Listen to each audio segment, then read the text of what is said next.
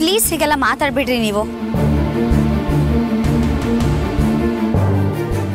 ಅಂದ್ರೆ ಏನ್ ನಿನ್ ಮಾತಿನ ಅರ್ಥ? ಯಾಕೆ ಈ ರೀತಿ ಎಲ್ಲ ಮಾತಾಡ್ತಿದ್ಯಾ? ನಾನು ಯಾವ ರೀತಿನೂ ಮಾತಾಡ್ತಿಲ್ಲ. ಅಲ್ಲಿ ಅಕ್ಕ ನಿಮ್ ಜೊತೆ ಹಬ್ಬ ಸೆಲೆಬ್ರೇಟ್ ಮಾಡ್ಬೇಕು ಅಂತ ತುಂಬಾ ಆಸೆಯಿಂದ ಕಾಯ್ತಿರ್ತಾಳೆ. ಆದ್ರೆ ನೀವ್ ನೋಡಿದ್ರೆ ಇಲ್ಲಿಗೆ ಬಂದಿದ್ದೀರಾ. ನಂಗೆ ಅವಳ ಜೊತೆ ಹಬ್ಬ ಸೆಲೆಬ್ರೇಟ್ ಮಾಡಕ್ ಇಷ್ಟ ಇಲ್ಲ. ಅದಕ್ಕೆ ಈ ಪರಿಸ್ಥಿತಿನಲ್ಲಿ ಇಲ್ಲಿವರೆಗೂ ಬಂದಿರೋದು.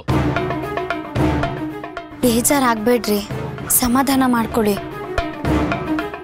ಅಕ್ಕನ್ಗೂ ನಿಮ್ ಜೊತೆಲಿ ಇರ್ಬೇಕು ಅಂತ ಆಸೆ ಆಗಲ್ವಾ? ಅದಕ್ಕೆ ನಾನೇನ್ ಮಾಡ್ಬೇಕು ಮಧುರ? ಇಷ್ಟ ಇಲ್ಲ ಅಂದ್ರು ಅವಳು ಹೇಳದ್ ಕೇಳ್ಕೊಂಡಿರೋ ಗೊಂಬೆ ಆಗ್ಬೇಕು ಅಂತ್ಯಾ? ಮಾತಾಡು ಮಧುರ, ಯಾಕೆ ಸೈಲೆಂಟ್ ಆದೆ? ನಿನ್ ಜೊತೆ ಹಬ್ಬ ಸೆಲೆಬ್ರೇಟ್ ಮಾಡ್ಬೇಕು ಅಂತ ತುಂಬಾ ಖುಷಿಯಿಂದ ಬಂದೆ. ಆದ್ರೆ ನೀನು ನನ್ ತುಂಬಾ ಹರ್ಟ್ ಮಾಡಿದೆ.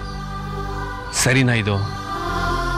ಯಾವ್ದು ಸರಿ ಯಾವ್ದು ತಪ್ಪು ಅಂತ ಯೋಚನೆ ಮಾಡಿ, ಆಗ ನಿಮ್ಗೆಲ್ಲ ಅರ್ಥ ಆಗತ್ತೆ.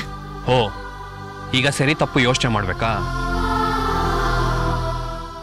ನಮ್ಮ ಲೈಫಲ್ಲಿ ಅಷ್ಟೊಂದು ಟೈಮ್ ಇದೆ ಅನ್ಕೊಂಡಿದ್ಯಾ? ನಾನೊಬ್ಬ ಜವಾಬ್ದಾರಿ ಇರೋ ಮಗ, ನೀನು ಅಷ್ಟೇ. ಈ ವಯಸ್ಸಲ್ಲಿ ಸರಿ ತಪ್ಪು ಲೆಕ್ಕಾಚಾರ ಹಾಕೋಣಕ್ಕಾಗಲ್ಲ. ನಮ್ಮ ಪಾಲ್ಗೆ ಬರೋ ಕರ್ತವ್ಯನ ನಾವು ಕರೆಕ್ಟಾಗಿ ನಿಭಾಯಿಸ್ಬೇಕು. ಇಲ್ಲಾಂದ್ರೆ ಅದು ಎಷ್ಟು ಜನಕ್ಕೆ ಹರ್ಟ್ ಆಗತ್ತೆ ಗೊತ್ತಾ? ಇಷ್ಟು ದಿವಸ ಇರೋ ಹಾಗೆ ನೀನು ಇವಾಗಿಲ್ಲ. ಯಾಕೆ? ನೀನು ನನ್ನ ಹೆಂಡ್ತಿ, ಅದಕ್ಕೆ ನಾನು ಇಲ್ಲಿವರೆಗೂ ಬಂದಿದ್ದು. ಈಗ ನೀನು ನೋಡಿದ್ರೆ ನನ್ನ ಮೇಘನ ಹತ್ರ ಹೋಗು ಅಂತಿದ್ಯಾ? ಭೀಮ್ ನಮಾಸೆ ದಿವಸ ಹೆಂಡತಿ ಯಾವ್ದೊಳಗೆ ಗಂಡನ ಪಾದ ಪೂಜೆ ಮಾಡಬೇಕು. ಗಂಡ ಅವಳಿಗೆ ಮನಸ್ಫೂರ್ತಿಯಾಗಿ ಆಶೀರ್ವಾದ ಮಾಡಬೇಕು. ಗಂಡನ ಆಯುಸ್ ಜಾಸ್ತಿ ಆಗಬೇಕು ಅಂತ ಹೆಂಡ್ತಿರ್ ಕೇಳ್ಕೋಬೇಕು. ಆದರೆ ಇಲ್ಲಿ ನೋಡಿದ್ರೆ ಉಲ್ಟಾ ಆಗ್ತಿದೆ.